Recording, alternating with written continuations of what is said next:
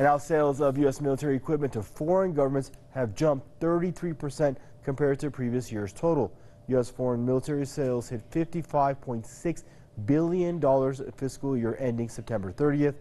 Figure represents signed letters of agreement between the U.S. and other countries. White House eased restrictions on sales and encouraged U.S. officials to take a bigger role in boosting business overseas for American weapons industry. A report back in March revealed nearly half of U.S. arms exports over the past 5 years have ended up in the Middle East. Washington is criticized for the sales of arms which are being used by U.S. allies against civilians in Yemen and elsewhere.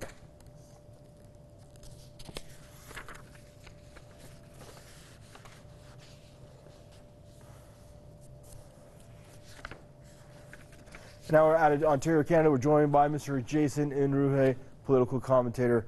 Hello, Jason. Thanks for joining us back on the program. Now, Jason, your thoughts? I mean, the U.S. military-industrial complex doing what it does best. But it's not just militarizing itself further. It's doing it globally, and it has consequences. Your thoughts, please.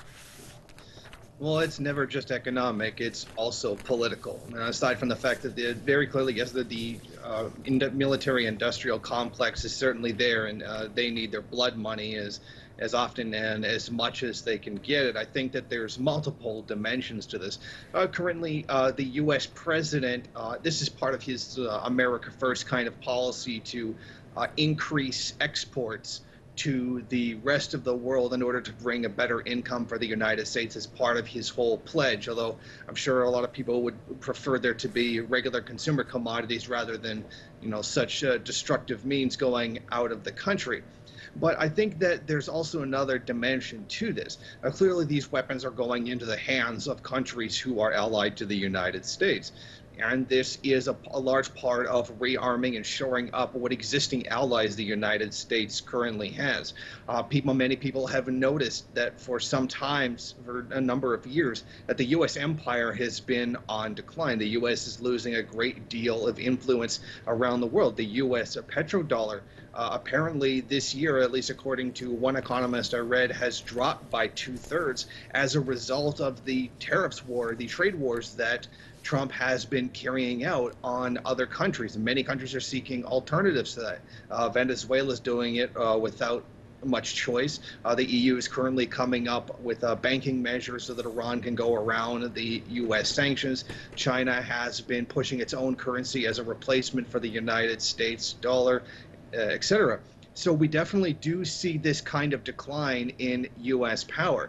Many of the areas that the United States had intended to take over, for example, Afghanistan and Syria, which have not been very effective at all, and they're very much failing. So I think that these arms shipments are not just to show Trump is keeping up with some of his campaign promises, but to try to make up for a lot of the shortfall that has come in government revenues as a result of the massive tax cuts that he's given to the wealthy elite inside the country, but also as a large measure to shore up the existing alliances that the United States has around the world.